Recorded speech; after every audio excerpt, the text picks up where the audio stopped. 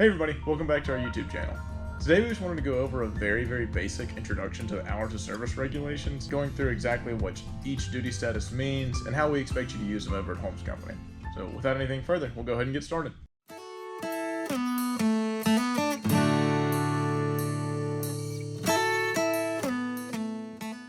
Hours of service as defined by FMCSA refers to the maximum amount of time drivers are permitted to be on duty, including drive time, and specifies number and length of rest periods to help ensure that drivers stay awake and alert while you're on the road.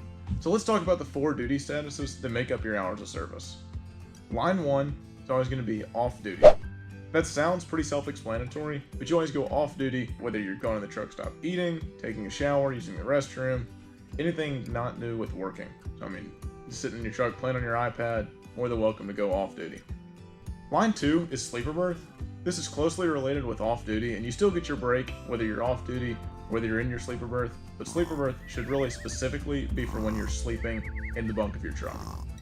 Line 3 is driving. That's pretty self-explanatory. Whenever the truck is moving, and you're actually working, transporting materials from point A to point B, you'll be on line 3, driving. Line 4 is on duty. So that's any kind of work time or work activity that you're doing that's not actually driving. You go on duty whenever you're doing your pre-trip, post-trip, paperwork in your truck, getting loaded, getting unloaded, fueling the truck. You'll also go on duty if you're on site for an accident or for a DOT inspection. Now that we have an overview of what all 4 duty statuses are and how you should categorize them in your logs, I wanted to start with some regular regulations that you see day to day and week to week on your logs. The first thing that you need to know is you have a 14-hour day from when you start your clock in the morning. You start your clock by starting your pre-trip on duty.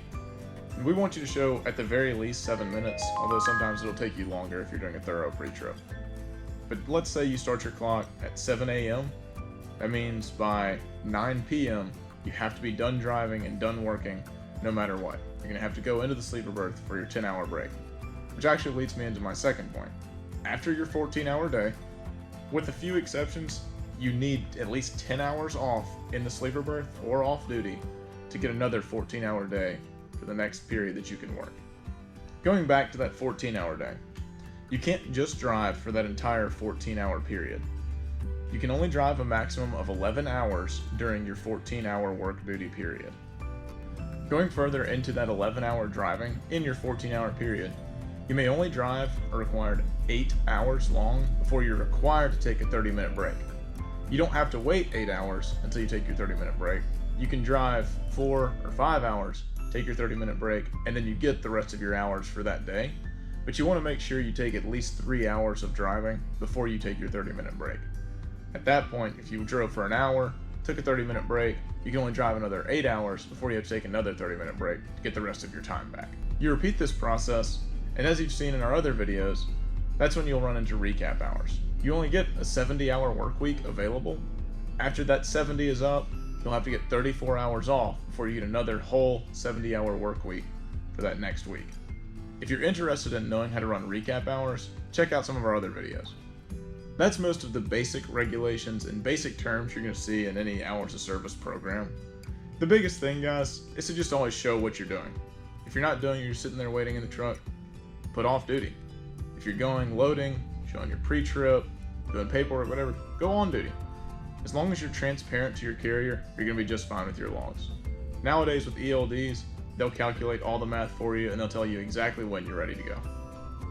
Earlier I'd mentioned personal conveyance and how that can sometimes be a little confusing on your duty status. Each carrier is going to have specific rules for how you do personal conveyance. I'm going to run through just a few things that Holmes Company allows you to use personal conveyance for.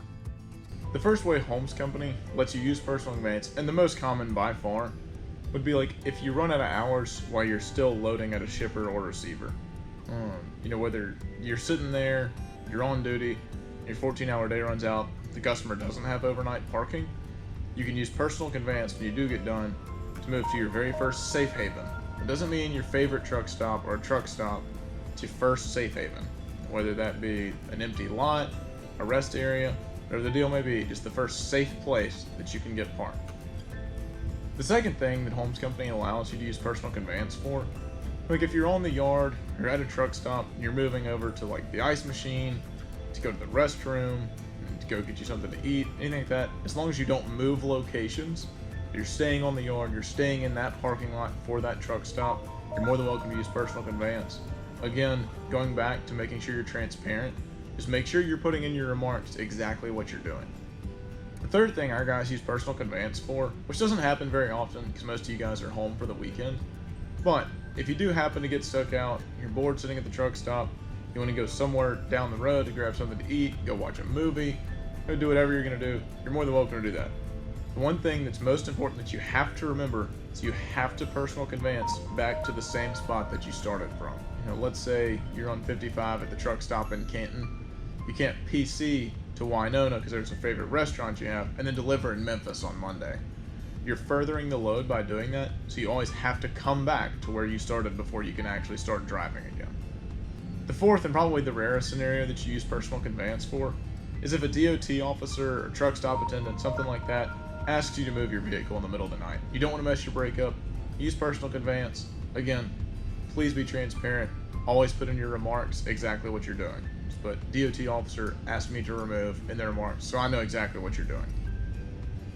One thing that some guys get tripped up on, or seem to not know exactly what they're doing, if you're getting close to the end of your day, whether it's the end of your driving period or the end of that 14-hour period that you're allowed to work, please do not pull over to the side of the road and put it on personal conveyance to drive 5 or another 10 minutes up the road to get to your destination. When you're pulling over on the side of the road, you're creating a hazard that shouldn't necessarily be there. Plus, it's not really personal conveyance if you're just running over your hours because you didn't plan your trip the right way. Thanks everybody for listening. Guys, I hope these few little tips and tricks did help you in your understanding of the hours of service regulations. But again, thank you guys so much for viewing. Check out our other videos on YouTube. And as always, stay safe.